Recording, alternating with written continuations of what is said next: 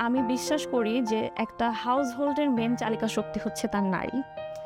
যদি একজন নারীকে এই ট্রেনিংটা দেওয়া হয় একজন পুরুষের থেকে, আমি মনে করি সে সোসাইটিকে আরো অনেক বেশি এগিয়ে নিয়ে যাবে। Welcome to feminist climate justice from the front line. Home sweet home.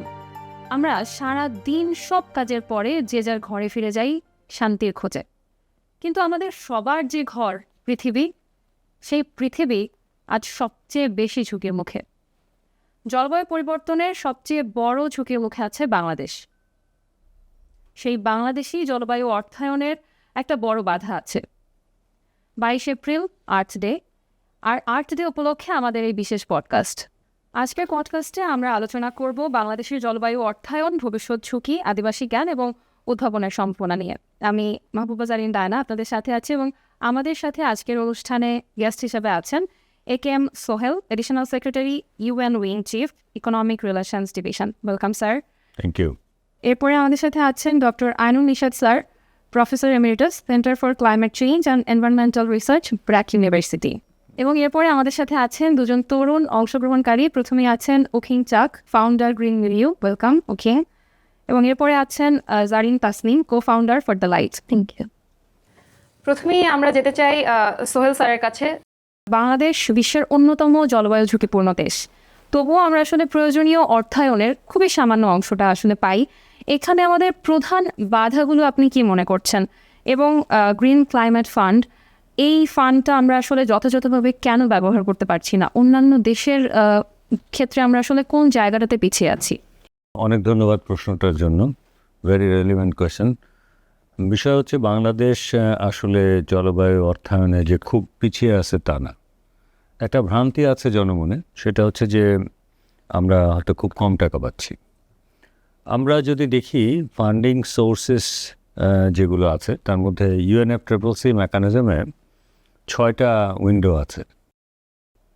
একটা হচ্ছে GCF, largest portfolio, more than $100 billion portfolio.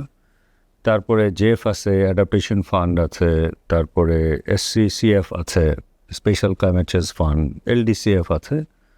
আর রিসেন্টলি COP30-তে যেটা অপারেশনালাইজড হয়েছে সেটা হচ্ছে FRLD, fund responding for loss and damage. তো এইগুলো নিয়ে আসলে এত কথা বিশ্বব্যাপী হয়েছে, কিন্তু কথার তুলনায় ফান্ডের অ্যাভেলেবিলিটি এটা কিন্তু খুব কম। আমরা এ পর্যন্ত GCF থেকে আমরা প্রজেক্ট অনুমোদন করাতে পেরেছি 10টি।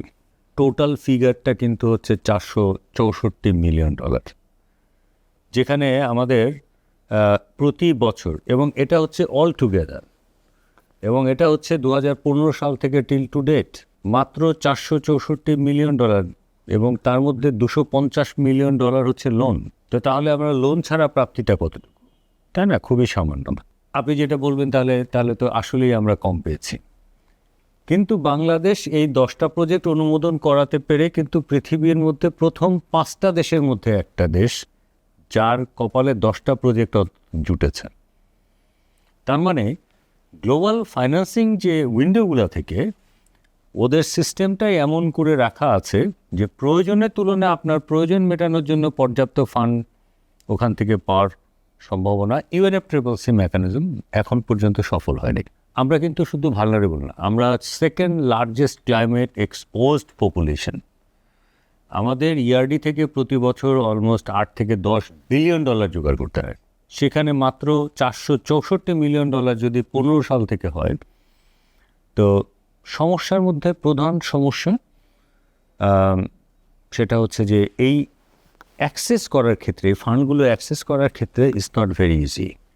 সিস্টেমটা কীরকম? আপনি একটা প্রজেক্ট, আপনি কনসেপ্ট নোট থ্রো করলেন, ND হিসেবে আমরা আছে, আমাদের মাধ্যম দিয়ে পাঠালেন GCF-এ পাঠানোর পরে ED হেডকোয়ার্টার যেটা আছে, ED অফিস, সেক্রেটারিয়েট, তারা এটার বিভিন্ন রকম অবজারভেশন থ্রো করবে। অবজারভেশনটা কী বিষয়ে দেয়? ক্লাইমেট রেশনালটা ঠিক হয়েছে কিনা, ফাইন্যান্স রেশনাল ঠিক আছে কিনা, তারপরে সায়েন্সটা ঠিকমতো আছে কিনা, ক্লাইমেট সায়েন্স ডেটাটা ঠিকমতো আছে কিনা, লগ ফ্রেমটা ঠিকমতো আছে কিনা, এটা থিওরি অফ চেঞ্জ ঠিক আছে কিনা, ইনপুট আউটপুটের সাথে আউটকামের সামঞ্জস্যতা আছে কিনা, এটা তারা দিলেন। দেওয়ার পরে তারা অনুমোদন দিলেন যে ঠিক আছে, you can go for the project proposal preparation. এবং প্রজেক্ট প্রপোজাল প্রিপেয়ার্ড হওয়ার পরে এটা কিন্তু 7টা ওভারসাইট কমিটি আছে তাদের। প্রত্যেকটা ওভারসাইট কমিটি আলাদা আলাদা করে এগুলোকে অ্যানালাইসিস করে। তারপরে এটা যদি সেটাকেও অতিক্রম করতে পারে, তখন তাদের একটা সারা পৃথিবী থেকে আন্তর্জাতিক জলবায়ু বিশেষজ্ঞ তারা নিয়োগ দিয়ে থাকেন, যেটাকে বলা হয় আইট্যাপ, ইন্ডিপেন্ডেন্ট টেকনিক্যাল অ্যাডভাইজারি প্যানেল। এবং এই স্কলারলি লোকগুলোর কাজই হচ্ছে এই প্রজেক্ট প্রপোজালের উপরে কোথায় ত্রুটি বিচ্যুতি কী কী গ্যাপ আছে এগুলি আইডেন্টিফাই করা। এবং তো আমরা তো ভালনারেবল এমনি এমনি না, we are climate vulnerable because of the lack of climate finance, at the same time the climate literacy. আমাদের মানুষের থেকেও এই আন্তর্জাতিক মানের যে আপনার প্রজেক্ট প্রপোজাল রেডি করা, কনসেপ্ট নোট ডেভেলপ করা, এটা কিন্তু আপনার কনসালটেন্ট বিশেষজ্ঞর সহায়তা ছাড়া নেক্সট টু ইম্পসিবল অলমোস্ট। তো এইটাতে আমাদের একটা অভিজ্ঞতা এরকমও আছে, আপনি জানেন যে বাংলাদেশে এনডি হিসেবে আমরা কাজ করছি, আর direct access entity of GCF হিসেবে 2টা প্রতিষ্ঠান আছে, একটা হচ্ছে পিকেএসএফ আর একটা হচ্ছে ইটকল। পিকেএসএফের একটা প্রজেক্ট অনুমোদন করাতে এমনকি 9 বছর সময় লেগেছে। 9 বছরে তো গ্রাউন্ড রিয়ালিটি চেঞ্জ হয়ে যায়। অ্যাক্সেস করাটা একটা খুবই গুরুত্বপূর্ণ বিষয়। আমরা গ্লোবাল স্টেজে এটা কিন্তু কন্টিনিউয়াসলি বলছি যে প্রসেস সিম্পলিফাই করতে হবে। আমাদের যে চায়না প্লাস G77 যে গ্রুপটা আছে কপে, ওখান থেকেও আমরা খুবই সোচ্চার। আমরা CVF V20 Bangladesh once it was Bangladesh was the president, now it is troika member. ওই বোর্ডেও ওখানেও আমরা খুবই সোচ্চার। এবং coalition of finance ministers forum, এবং এদের কিন্তু মিটিং আপনার এই যে সামনে ওয়ার্ল্ড ব্যাংকের যে স্প্রিং মিটিং, সেই স্প্রিং মিটিংয়ে এই বিষয়গুলোও কিন্তু আলোচিত হবে। সেখানেও কিন্তু আমরা খুবই সোচ্চার। Process simplification, at the same time availability of adequate fund. তাহলে আমরা UNFCCC মেকানিজম যদি এই ডেলিভারি দিতে পর্যাপ্ত অর্থায়ন করতে না পারে, তাহলে আমরা যাবো কোথায়? ইন দ্যাট কেস আমাদের অল্টারনেট সোর্স হচ্ছে মাল্টিল্যাটারাল ডেভেলপমেন্ট ব্যাঙ্কস। এছাড়াও আমাদের আরও কিছু ফিলান্থ্রপিক অর্গানাইজেশন আছে সারা পৃথিবীতে। আপনারা নিশ্চয় নাম শুনে থাকবেন যে গেটস ফাউন্ডেশন, ব্লুমবার্গ, এই ধরনের ফান্ডসগুলো কিন্তু একে হালকা করে দেখার কোনো কারণ নেই। তো বাংলাদেশ তো climate second largest climate expose population, deserving country. So আমরা যদি আমাদের স্ট্রং CSO আছে, হ্যাঁ, আমাদের একাডেমিয়া আছে, আমাদের প্রাইভেট সেক্টরও আছে, এবং very vibrant, well aligned with the global and national policies. প্রান্তিক জনগোষ্ঠীর জন্য এই বেসরকারি খাতগুলো আসলে কতটুকু ইম্পর্ট্যান্ট? বেসরকারি খাত তো খুবই গুরুত্বপূর্ণ। Government cannot do everything alone, no way. বেসরকারি খাত প্রথম যে কাজটা করতে পারে সেটা হচ্ছে যে আপনার মিটিগেশনে তারা ব্যাপক একটা রোল প্লে করতে পারে। আপনি তো জানেন আমাদের মিটিগেশন অর্থায়নটা একটু বেশিই হয়, তার কারণ এখানে আপনার 58% অ্যান্ড ক্রস কাটিং আছে 10%, বাকিটা হচ্ছে অ্যাডাপ্টেশন।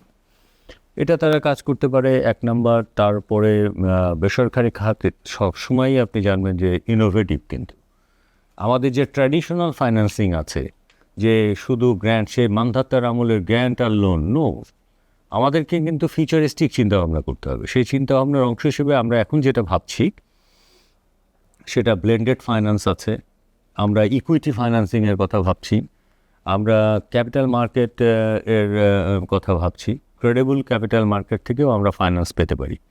আমরা রিস্ক ফাইন্যান্সিংয়ের কথা ভাবছি, এবং যেখানে আপনি দেখেন এখানে কিন্তু ফাইন্যান্স করার জন্য, এবং আপনি এই যে গ্লোবাল ফান্ডসগুলো, তারা কিন্তু মোর অফ এখন ওখান থেকে তাদেরও একটা প্যারাডাইম শিফট হতে যাচ্ছে।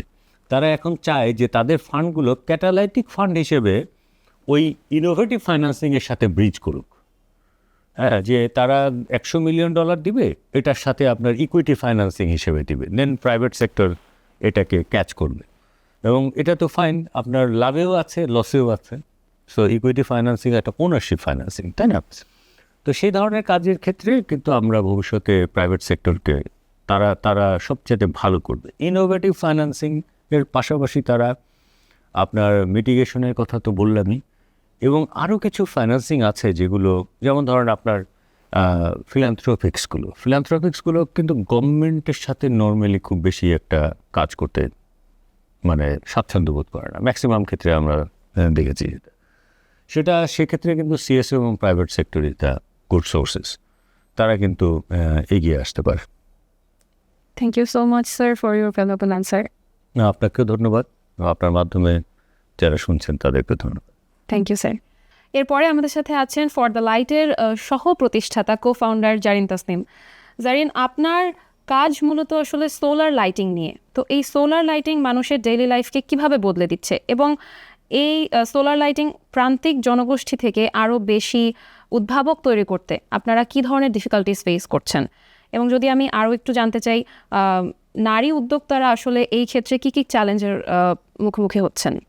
ওকে, থ্যাংক ইউ ভেরি মাচ। 3টা কোয়েশ্চেনই আসলে আমার কাজের সাথে খুবই বেশি রিলেটেড। প্রথমে যদি বলি, আমাদের কাজটা solar light, at the same time this is a portable solar light. তো আমরা দেখতে পাচ্ছি যে বাংলাদেশ কিন্তু এখন সোলার এনার্জির দিকে অনেক বেশি ভোগ, তারা এনার্জি ট্রান্সফরমেশনটার দিকে খুব বেশি সচেতন এবং তারা এ ব্যাপারে আগ্রহী। আমরা যখন ফার্স্ট ফর দ্য লাইট প্রতিষ্ঠা করি পটুয়াখালীতে, আমাদের মেইন ফোকাসটা ছিল পটুয়াখালীতে বাংলাদেশের প্রায় 50% সাইক্লোন হয়, এবং গত বছরই দেখা গিয়েছে সাইক্লোনে প্রায় 200-র মতো জেলেরা নিখোঁজ হয়ে গেছে, তাদেরকে আমরা কোনোভাবে খুঁজে পাইনি। আমরা চাচ্ছিলাম যে একটা পোর্টেবল ডিভাইস ক্রিয়েট করতে, যেটা তাদেরকে এই রকম ঝড়ো বা আবহাওয়া দুর্যোগপূর্ণ সময় হেল্প করতে পারবে। অ্যাট দ্য সেম টাইম আমাদের সোলার লাইটটা জিপিএস রিলেটেড ছিল।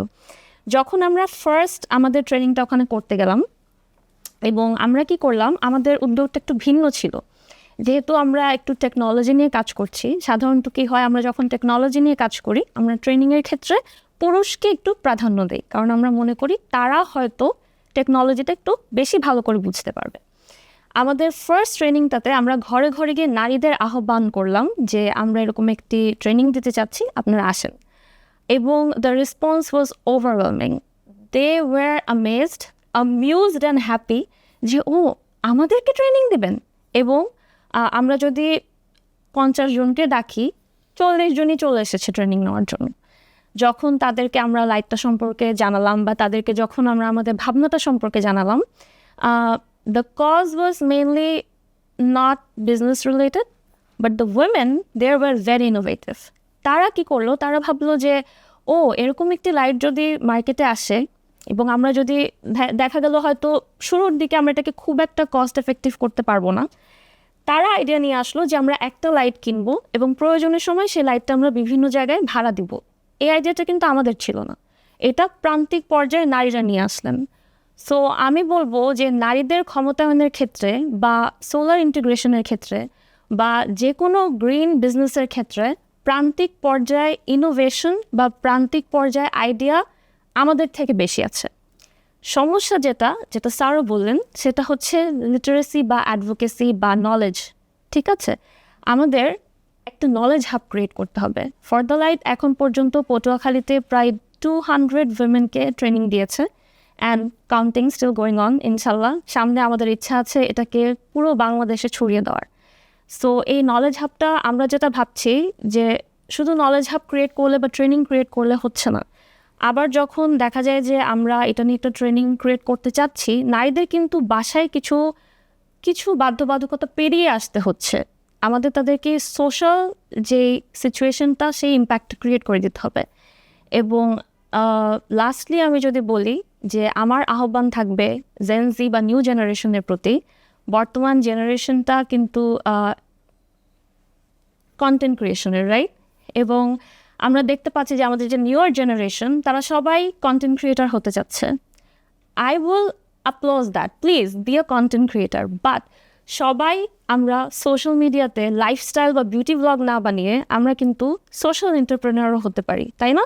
কারণ যদি আমরা এগুলো নিয়ে কথা বলা শুরু করি, আস্তে আস্তে মানুষের মেন্টালিটিটা পরিবর্তন হবে, বা প্রান্তিক পর্যায়ে ওই নারীরা যখন বাসায় গিয়ে বলবে যে আমি একটা ওয়ার্কশপ অ্যাটেন্ড করতে চাই, আমি একটা ট্রেনিং অ্যাটেন্ড করতে চাই যেখানে আমাকে সোলার পাওয়ার শেখানো হবে, তারা ওই সোশ্যাল ট্যাবুটা থেকে বের হয়ে আসতে পারবে। তাদের বাসাতে এই জিনিসটাকে অনেক বেশি অ্যাকসেপ্ট করা হবে। Thank you so much Zarin. এবারে যেতে চাই আইনুন নিশাত স্যারের কাছে। স্যার, বর্তমান বৈশ্বিক অস্থিরতার কারণে আমাদের জলবায়ু অর্থায়ন আসলে কিছুটা অনিশ্চিত। এই ক্ষেত্রে বাংলাদেশের অবস্থান আপনি কিভাবে দেখছেন, এবং আগামী 20 বছরে বাংলাদেশের জন্য সবচেয়ে বড় ঝুঁকি আসলে কি হতে পারে? ধন্যবাদ। দুটো প্রশ্ন হলো, ঝুঁকি কি কি হতে পারে। একটা হচ্ছে হঠাৎ করে তাপ প্রবাহ পড়বে, 2 জলোচ্ছ্বাস বাড়তে পারে, সমুদ্রে ঘূর্ণিঝড় হবে, ভয় হচ্ছে এবছরই হবে, হঠাৎ করে তাপদাহ হবে, কোনো বছর বৃষ্টি আগে হবে, যেমন আজকে আমরা যখন কথা বলছি তখন ভালো বৃষ্টি হচ্ছে। এই বৃষ্টিতে সিলেটের হাকালুকি হাওড়ে পানি জমে ফসল নষ্ট হয়েছে, তার ছবি খবরের কাগজে উঠেছে। আরেক খবরের কাগজে, বাংলা কাগজে উঠেছে যে আবহাওয়া কিভাবে উল্টো বিহেভ করছে। এখন আমরা যে কথাটা বলি যে জলবায়ু পরিবর্তনটা হচ্ছে বৈশ্বিক উষ্ণতা বাড়ার কারণে, এবং এটা দিনে দিনে, এই গ্রাফটা হচ্ছে আমি বাতাসে আঁকছি এইরকম। সো এইখানে আছি আমরা। এখন থেকে আগামী 30 বছর সব উল্টে যাবে, এবং আমরা এই যে ক্ষয়ক্ষতিগুলো, হঠাৎ করে শৈত্যপ্রবাহ হবে, ঢাকা শহর মহাবিপদে আছে, প্রচণ্ড বৃষ্টি হতে পারে, সব ডুবে যাবে। 500 মিলিমিটার বৃষ্টি যদি একদিনে হয় তাহলে কি হবে? Are we ready for that? We are not ready. এখন এই যে টাকা দেওয়ার কথা বলছে, যারা দেবে তারা কি সহজে দিতে চায়? সবচেয়ে বেশি দেওয়ার কথা ইউএসের, দিচ্ছে না। তারপরে দেওয়ার কথা ইউরোপিয়ান ইউনিয়ন, কিছু কিছু দেয়। আমার কথাটা অন্য। আমার কথাটা হচ্ছে সোহেল চমৎকারভাবে বলেছে যে বৈশ্বিক ফান্ডগুলো আমাদের এখানে আসতে কি অসুবিধা হচ্ছে, দ্বিপাক্ষিক ফান্ডগুলো কি অসুবিধা হচ্ছে, মাল্টিল্যাটারাল যে ফান্ডগুলো কি হচ্ছে, আসছে কিন্তু কিছু টাকা। তার সাথে আমরা কষ্ট করে নিজেরা কিছু টাকা খরচ করছি। ক্লাইমেট চেঞ্জ ট্রাস্ট ফান্ডের টাকা বলা হয়েছে 700 কোটি টাকা আর সামথিং লাইক দ্যাট প্রতি বছর। এবং আমাদের যে ন্যাশনাল ডেভেলপমেন্ট বাজেট আছে, সেখান থেকে কেন ক্লাইমেট চেঞ্জকে ধরা হচ্ছে না? কারণটা হচ্ছে ক্লাইমেট চেঞ্জ অতিরিক্ত কিছু করবে না, এক্সিস্টিং অ্যাক্টিভিটি, এক্সিস্টিং প্রবলেমগুলোর ম্যাগনিটিউডটা বাড়াবে। জলাবদ্ধতা আগেও হতো, এখন হঠাৎ করে বাড়বে। এই যে এপ্রিল মাসের, এখন তো এটা তো এখনও চৈত্র মাস, তো এর সময় যে হঠাৎ বৃষ্টি শুরু হলো, ভালো রকম বৃষ্টি হচ্ছে, তো এর প্রস্তুতি কোথায়? আমাকে যেখান থেকে টাকা পাই, বিদেশ থেকে আনবো, বাইল্যাটারাল আনবো, মাল্টিল্যাটারাল আনবো, আর আমার নিজের দেশে টাকাও খরচ করবো। মজাটা হচ্ছে টাকাটা কে আনবে? পরিবেশ অধিদপ্তর। খরচটা কে করবে? পরিবেশ। মোটেই না। যে মন্ত্রণালয়ের কাজ সেই মন্ত্রণালয় করবে। কাজে সেই মন্ত্রণালয়ের প্রজেক্টটাতে ক্লাইমেট চেঞ্জটাকে অতিরিক্ত ঢুকাতে হবে, তাই না? সো ক্লাইমেট চেঞ্জের বিষয়টা যদি অতিরিক্ত হিসাবে অ্যাক্টিভিটিতে ঢুকাই, এবং সোহেল সাহেব খুব সুন্দর করে বলেছেন যে থিওরি অফ চেঞ্জ অ্যাপ্লাই করতে হবে। থিওরি অফ চেঞ্জ কিন্তু নাই আমাদের এখানে, আইএমইডিতে নাই এটা। অর্থাৎ এই টাকাটা খরচ করলে কি পরিবর্তন আসবে, কাজে অনেক কিছু গোড়ার থেকে শুরু করতে হবে। আপা চমৎকার করে বললেন সোলার প্যানেলের কথা। আপনি কি একটা কথা জানেন যে সরকার কাজের বিনিময়ে যে টাকা, কাবিটা, এর টাকাটা প্রত্যেকটা ইউনিয়ন পরিষদকে বরাদ্দ করে তাদেরকে খরচ দেখাতে হয়, তাদের ফার্স্ট প্রেফারেন্স হচ্ছে সোলার প্যানেল। আমি অনেক ইউনিয়ন পরিষদের চেয়ারম্যানের সাথে কথা বলেছি, বলছে ভাই আমাদের মাফ করে দেন। আমি কেন? বলছে যে আমাদের এখানে গরিব যারা পেতে পারে তাদেরকে সোলার প্যানেল দিয়ে দিয়েছি, 1 বছরের বেশি কাজ করে না, এই বছর আবার বরাদ্দ এসছে, আমি কাকে দেব? ইস্যুটা হচ্ছে আমাদের MEL নাই, মনিটরিং, ইভ্যালুয়েশন অ্যান্ড লার্নিং নেই, আমাদের অ্যাকাউন্টেবিলিটি নেই, আমরা দেখছি না। সো আমাদের অনেক দিকে নজর রাখতে হবে। এখন আমাদের প্রত্যেকটা মন্ত্রণালয় আলাদা আলাদাভাবে কাজ করে, এইটা হবে না, এইটাকে একত্রিত করতে হবে। যে প্রজেক্ট হোক, এটা প্ল্যানিং কমিশনে ধরতে হবে যে তোমার ক্লাইমেট চেঞ্জ কোথায়। ক্লাইমেট চেঞ্জটাকে এডিশনালিটি হিসাবে ধরে এগোতে হবে। যেমন ধরেন কোস্টাল বেল্ট মহাবিপদে আছে, লবণাক্ততা বাড়ছে, বৃষ্টির পানি ধরে রাখার ব্যবস্থা করতে হবে। এখন কে বা কারা কালো ট্যাঙ্ক বসাচ্ছিল পানির, এখন দেখবেন রং বদলে গেছে, গোলাপি ট্যাঙ্ক বসাচ্ছে, সবুজ ট্যাঙ্ক বসাচ্ছে। ভাই রং বদলালে কি প্রবলেম সলভ হয়? মোটেই না। তাহলে ওখানে ইভ্যালুয়েশন নাই কি সাইজের ট্যাঙ্ক লাগবে, ট্যাঙ্কের পানি খেতে পোকা আছে কি ভিতরে, তাহলে কি করতে হবে? যে চালের পানি ধরছে, চালের উপরে তো প্রচুর ময়লা জমে আছে। সো আমি কথার কথা বলছি যে মোটা দাগে বহু কথা বলতে হবে, আমাদেরকে পলিসিতে ইনফ্লুয়েন্স করতে হবে, বৈশ্বিক পলিসিতে চাপ দিতে হবে যে আমরা অন্যতম সবচেয়ে বেশি বিপদসংকুল দেশ, আমাদেরকে হেল্প করো।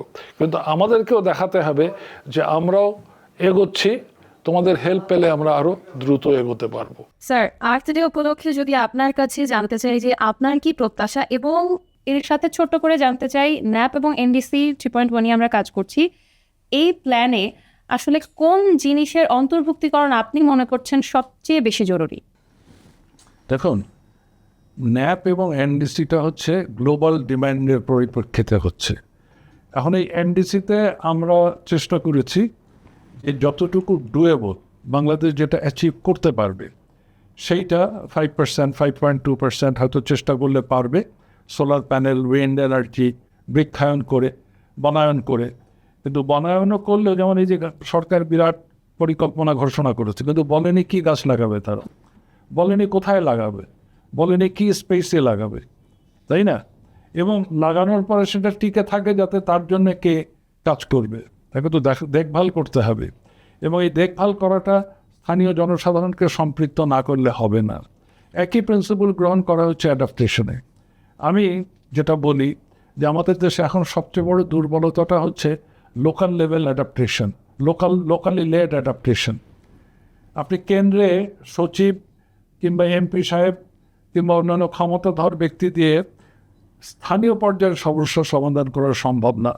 2024 গড় তাপমাত্রা বেড়েছে 1.5 ডিগ্রি, 2025 একটুখানি কমেছে, 2030 যেটা 1.5 হওয়ার কথা ছিল পৃথিবীর, সেটা 2024 হয়ে গেছে। 2050 মধ্যে 2 ডিগ্রি হওয়ার কথা, আমার তো ভয় হচ্ছে 2035-40 হয়ে যাবে। এবং পৃথিবী এখনও চেষ্টার পরেও যেটা হচ্ছে, শতাব্দীর শেষ নাগাদ হয়তো এটা 3.5 ডিগ্রি 4 ডিগ্রি হবে। 3.5 ডিগ্রি 4 ডিগ্রি হলে ফসল বদলে যাবে। আপনি যদি আমাকে ন্যাপ ডকুমেন্ট আবার করার সাথে সম্পৃক্ত করেন, এখন যে 14টা দুর্যোগ ধরা আছে, অল্প সময় বেশি বৃষ্টি, বন্যা, খরা, নদী ভাঙন, ভূমিধস ইত্যাদি ইত্যাদি, বজ্রবিদ্যুৎ, বাজ পড়বে, এগুলোর সাথে দুটোকে আমি যোগ করব। একটা হচ্ছে পোকামাকড় বাড়বে, ভেক্টর বর্ন ডিজিজ বাড়বে, এবং স্বাস্থ্যগত প্রচুর ক্ষতি হবে।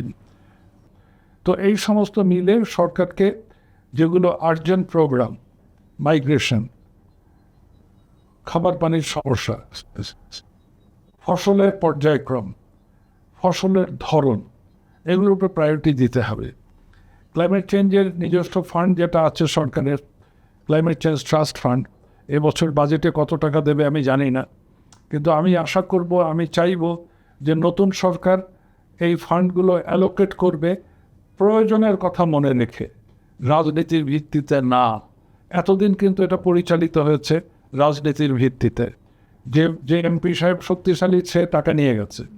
তো এটা যেন না হয়, অপচয় হয়েছে। আর একটু আগে সোহেল যে কথাটা বলেছেন যে বিশ্বতে যে আলোচনা চলছে, 8টা ব্লকে আলোচনা হচ্ছে, একটা মিটিগেশন। সোহেল বারবার বলেছে আমরা করি তো 1/2 অর্ধেক ভাগেরও কম। কাজে মিটিগেশন বাংলাদেশ যতই করুক পৃথিবীর কিচ্ছু হবে না। কিন্তু পৃথিবীকে আমরা বলতে চাই, আমরা যদি মিটিগেশন করতে পারি তুমি পারবে না কেন? কারণ ক্ষতিগ্রস্ত সব দেশ হবে। উন্নত বিশ্বের ক্ষমতা আছে সেটা মোকাবেলা করার, আমাদের কিংবা আফ্রিকার দেশগুলোর ক্ষমতা নেই। কাজে সেই ক্ষেত্রে আমরা সহায়তা চাচ্ছি। দ্বিতীয় ব্লক হচ্ছে অ্যাডাপ্টেশন। আমরা অ্যাডাপ্টেশনের জন্য যে বললাম 14টা দুর্যোগ, আমরা 11টা জায়গাকে চিহ্নিত করেছি। 2টো দুর্যোগ যোগ করতে চাচ্ছি, একটা স্বাস্থ্য সংক্রান্ত, একটা পোকামাকড় সংক্রান্ত। এবং এই মুহূর্তে খুবই জরুরি সেটা হচ্ছে আন্তঃমন্ত্রণালয়ের সংযোগ। যে স্বাস্থ্যের ক্ষেত্রে যে প্রবলেম হচ্ছে, এটা কে করবে? মশাকে মারবে? এটা কি পরিবেশ মন্ত্রণালয়ের কাজ? না। এটা কি স্থানীয় সরকার মন্ত্রণালয়? হয়তো। এটা কি মিউনিসিপ্যালিটির কাজ? হয়তো। এটা কি স্বাস্থ্য মন্ত্রণালয়ের কাজ? কিছুটা। কাজে এই সব কিছু বলে ইন্টারমিনিস্ট্রিয়াল কোঅর্ডিনেশনের দিকে যোগ দিতে হবে। এরপরে হচ্ছে জবাবদিহিতা। এই জবাবদিহিতাটা প্রয়োজন। আমরা তো প্রজেক্ট ঘোষণা করে দিলাম, গাছ লাগান বিরাট কর্মকাণ্ড হচ্ছে। কি গাছ? জায়গা কোথায়? এবং গাছটার ব্যবহারটা কি হবে? দিদি পরিষ্কার করে বললেন যে সেগুন গাছটা ভালো না, মানে হচ্ছে বিদেশি ইনভেসিভ স্পিসিসটা ভালো না, ইউক্যালিপটাসটা ভালো না, আকাশমণিটা ভালো না, আপনি দেশি গাছ লাগান। আপত্তি কি? আমি যেতে চাই উখিং চাকের কাছে, ফাউন্ডার গ্রিন মিলিও। উখিং গত 1 দশকে আসলে পার্বত্য চট্টগ্রামে আপনি পরিবেশগত কি কি বড় পরিবর্তন লক্ষ্য করেছেন? ধন্যবাদ প্রশ্নটা করার জন্য। আমি আসলে এতক্ষণ ধরে স্যারদের কথাটাও শুনতেছিলাম, আর আমার তরুণ আরেকজন উদ্যোক্তা তাদের ব্যবস্থাপনা নিয়েও আমি বোঝার চেষ্টা করতেছিলাম আসলে এক এক পর্যায়ে আসলে কে কি রোলটা প্লে করতেছে এবং কিভাবে কাজে দিচ্ছে। যদি আমি পার্বত্য চট্টগ্রামের কথাই বলি, গত 1 বছরে বা গত 1 দশকে 2014 থেকে 2024-এর মধ্যে যদি দেখি, আমাদের পানির পরিমাণটা আরও বেশি কমে যায়। সাথে বিভিন্ন ধরনের আমরা সমস্যা দেখতে পাই, যে যেমন আমি যদি সমস্যার কথা বলি, পাথর উত্তোলনটা বেড়ে গেছে, সাথে ডিফরেস্টেশনটা আমরা দেখতে পাচ্ছি, এরপর তামাক চাষের পরিমাণটা বেড়ে গেছে, মনোকালচারটা আমরা আরও দিন দিন দেখতে পাচ্ছি। মনোকালচারটা কি? মনোকালচার যখন বলি আমরা আসলে বুঝতে পারি না আসলে মনোকালচারের ভিতর আমরা কী কী পড়তেছে। যেমন পড়তেছে সেগুন গাছের চাষ, সেগুন গাছ আছে, রাবার গাছ আছে, ইকুলেপ্টাস একটা বলে, এই গাছটার পরিমাণটা খুব বেড়ে যায়। এবং এই গাছগুলোর কি করে, এই গাছগুলোর থাকাতে ওই জায়গার পানির পরিমাণটা অনেকটাই শুষে নেয়, সাথে ওটার আশেপাশে কোনো ধরনের কোনো গাছই আর উর্বর হতেও পারে না, আর কোনো গাছই হতে পারে না। এবং এইসব গাছ কোথায় লাগানো হয়? লাগানো হয় একটা খাল বা ঝিরি বা নদীর পাশে, কারণ ওদের পানির পরিমাণটা খুবই দরকার হয়। কিন্তু এখন এটা বিজনেস মাইন্ড থেকে বা একটা অর্থনৈতিক ডেভেলপমেন্টের জন্য মানুষজনের মাথায় বা একটা পার্বত্য অঞ্চলে মানুষদের মাথায় ঢুকানো হয় যে এটা থেকে আপনি একটা আর্থিকভাবে সচ্ছল হতে পারবেন। মনোকালচার প্ল্যান্টেশনটা শর্ট টার্মের জন্য একটা ভালো হলেও, একটা পার্সনের জন্য ডেভেলপ করলেও, লং টার্মের কথা যদি আমি চিন্তা করি, এটা খুবই একটা হার্মফুল এবং খুবই একটা বিপজ্জনক বলা যায়। কারণ এটার কারণে একটা গরম ভাবটা আরও বেশি বেড়ে যায়, পানির পরিমাণটা কমে যাচ্ছে, আমার পাথর উত্তোলনটাও খুব বেড়ে যাচ্ছে। যেখানে আগে আমি যদি একদম খুব স্পষ্টভাবে বলি, জুম চাষের কথায় বলি, জুম চাষকে খুবই একটা বিপজ্জনক বা এটা খুব ভালো না হিসেবেও ধারণা করা হয়। কিন্তু পাহাড় জুম চাষের উপরই নির্ভর, কারণ ওখানে কোনো সমতল জায়গা নেই, ওখানে জুম চাষের মাধ্যমেই চাষাবাদটাই করতে হবে। এখন আগে জুম চাষ করা হতো, একটা জুম চাষ করার পর 5 থেকে 8 বছর লাগতো ওখানে পরবর্তী আরেকবার জুম চাষ করতে। এখন আমাদের যেহেতু মালিকানা সত্ত্বটাও কমে গেছে, কমে যাওয়ার কারণটাও খুবই সুন্দরভাবে বলা যায়, ট্যুরিজম এক্সপেনশনটা হয়েছে, তারপর মালিকানাধীনটা পরিবর্তন হয়েছে, সাথে আরও ডেভেলপমেন্ট প্রজেক্ট নামে অনেক রকম প্রজেক্ট এসেছে, যাদের জন্য তারা বিভিন্ন জায়গা তাদের খাতে নিয়ে নেয়, যেটা ওখানকার যারা আদিবাসী জনগোষ্ঠী আছে, আমাদের জায়গার পরিমাণটা কমে গেছে। তাহলে এখন তারা জুম চাষ করবে কোথায়? একই জায়গায় 2-3 বছর পরই আবার চাষাবাদ করা হয়, যার কারণে মাটির উর্বরতাটা ডিরেক্টলি একদম নাই বললে হয়ে যায়।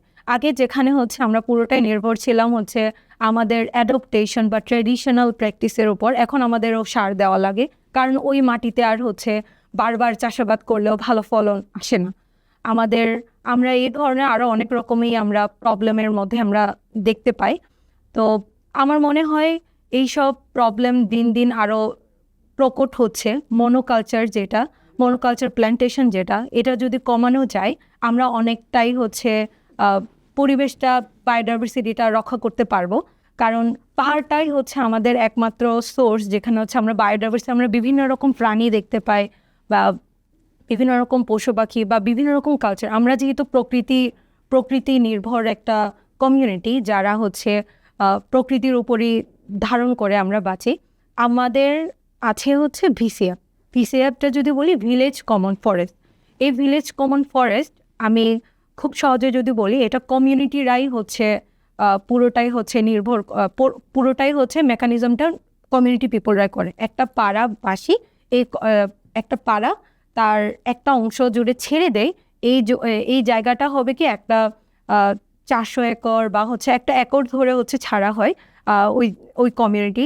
এই জায়গাটাতে কি করে, এখান থেকে কোনো রকম বিজনেস বা হচ্ছে কোনো রকম আর্থিক লেনদেনের জন্য না, এই জায়গাটা ছেড়ে দেওয়া হয় যাতে করে এখানের মধ্যে একটা নেটিভ ট্রি যেগুলো আছে ওগুলো যাতে ভালো থাকে। সাথে ওই কমিউনিটিতে যদি তার প্রয়োজনে কোনো ধরনের কাঠ দরকার পড়ে বাসা বানানোর জন্য, যেহেতু আমাদের বাসাগুলো হয়, ঘরগুলো হয় বাঁশের বেতের, তাহলে ওই ঘরগুলো বানানোর জন্য তখন ওই ভিসিএফ থেকে হচ্ছে নেওয়া হয় যাতে ব্যবহার করতে পারে। থ্যাংক ইউ সো মাচ উখেন। জলবায়ুর পরিবর্তন যেহেতু একদিনে হয়নি, তাই এই সমস্যার সমাধানও একদিনে হওয়া সম্ভব নয়। অর্থনীতি এবং সমাজের ক্ষেত্রে এটা আমাদের একটা বড় চ্যালেঞ্জ উন্নতির জন্য। স্যার, আজকের এই আলোচনা থেকে যদি আপনার কাছে আর্থ ডে উপলক্ষে একটা ছোট্ট কনক্লুশন শুনতে চাই। বাংলাদেশ নিঃসন্দেহে একদিন ক্লাইমেট রেজিলিয়েন্ট কান্ট্রির মডেল কান্ট্রিতে রূপান্তরিত হবে। কেন হবে? আমরা বেশ কিছু গুড প্র্যাকটিসেস শুরু করেছি, যে এই যে কাজ, একা একা কাজ করা, ফ্র্যাগমেন্টেশন অফ ওয়ার্কস, তারপরে সাইলোতে কাজ করা, কোঅর্ডিনেশনের ল্যাক অফ কোঅর্ডিনেশন, এই জায়গাটাকে শ্যুট করার জন্য আমরা কিন্তু সলভ করার জন্য আমরা BCDP, Bangladesh climate development partnership develop করেছি এবং আমরা এটা প্র্যাকটিস করছি। এখানে যে বোর্ড, সেই বোর্ডের চেয়ার হচ্ছে principal secretary to the honourable prime minister. সাথে সবচেয়ে খুব গুরুত্বপূর্ণ যে মন্ত্রণালয় যেগুলো ক্লাইমেট ফাইন্যান্স ব্যয় করে থাকেন বা আয় করে থাকেন, এরকম 9টা মন্ত্রণালয়, এবং ওখানে প্রাইভেট সেক্টর আছে কিন্তু মেম্বার, ডেভেলপমেন্ট পার্টনাররা মেম্বার, একাডেমিয়া মেম্বার, এবং এখানে 4টা সাব ওয়ার্কিং গ্রুপ আছে। তাতে হচ্ছে কি, যে এই যে সাব ওয়ার্কিং গ্রুপের মধ্যে এখানে প্ল্যানিং কমিশন, প্ল্যানিং ডিভিশন একটা লিড করছে, ফরেন ফাইন্যান্সিংয়ের জন্য ইয়ারডি লিড করছে, ডোমেস্টিক ফাইন্যান্সের জন্য ফাইন্যান্স লিড করছে, এবং প্রত্যেকটা সাব ওয়ার্কিং গ্রুপেও কিন্তু হোল অফ গভর্নমেন্ট অ্যাপ্রোচ আছে। তো এই যে ডুপ্লিকেশন, হ্যাঁ, এই জিনিসটা কিন্তু আমরা, তার কারণ একই উইন্ডো দিয়ে আপনার প্রজেক্টগুলো ঢুকছে। তার একই ধরনের প্রজেক্ট অন্য কেউ নিয়েছে কিনা, অন্য কোনো মন্ত্রণালয় নিয়েছে কিনা, অন্য কোনো ডিপি নিয়েছে কিনা, ডেভেলপমেন্ট পার্টনার নিচ্ছেন কিনা, প্রাইভেট সেক্টর নিচ্ছে কিনা, ওখান থেকে কিন্তু বোঝা যাবে খুব সহজেই। আগে এটা কোথাও ছিল না।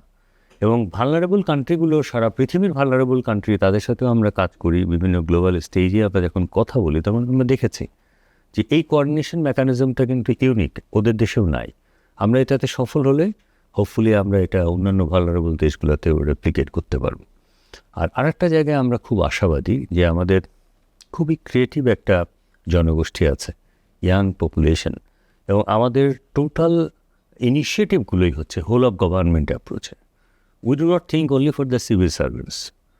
আমাদের প্রত্যেকটা ইনিশিয়েটিভের মধ্যে ওখানে কিন্তু একাডেমিয়া থেকে আছেন, সিভিল সোসাইটি থেকে আছে, ব্যাংকস থেকে আছে, প্রাইভেট সেক্টর থেকে আছে, কর্পোরেট থেকে আছে, এমনকি ডেভেলপমেন্ট পার্টনারদের অর্গানাইজেশনে যারা কাজ করছেন তারাও আছেন। এবং এর কারণে এই যে একটা ভিশাস সাইকেল, যে এই যে মাত্র 0.53% কার্বন এমিট করে আমি যে সেকেন্ড লার্জেস্ট ক্লাইমেট এক্সপোজড পপুলেশনের দেশ হয়ে গেলাম, তো সেই ভিসাস সাইকেলটা এবং অর্থায়নের যে দুষ্প্রাপ্যতার যে ভিসাস সাইকেল, সেই জায়গাটাতে পিছিয়ে পশ্চাৎপদতার যে ভিসাস সাইকেল, সেটাকে তো ব্রেক থ্রু করার জন্য we are relentlessly trying to create the virtuous circle. That is the thing. And we are optimistic. Thank you so much sir. Thank you. ভালো থাকবেন। অর্থায়ন, পরিকল্পনা এবং স্থানীয় উদ্ভাবন, এই তিনের মিশেলে কিন্তু আমরা গড়তে পারি একটা টেকসই ভবিষ্যৎ। আপনাদের সবাইকে ধন্যবাদ এতক্ষণ আমাদের সাথে থাকার জন্য।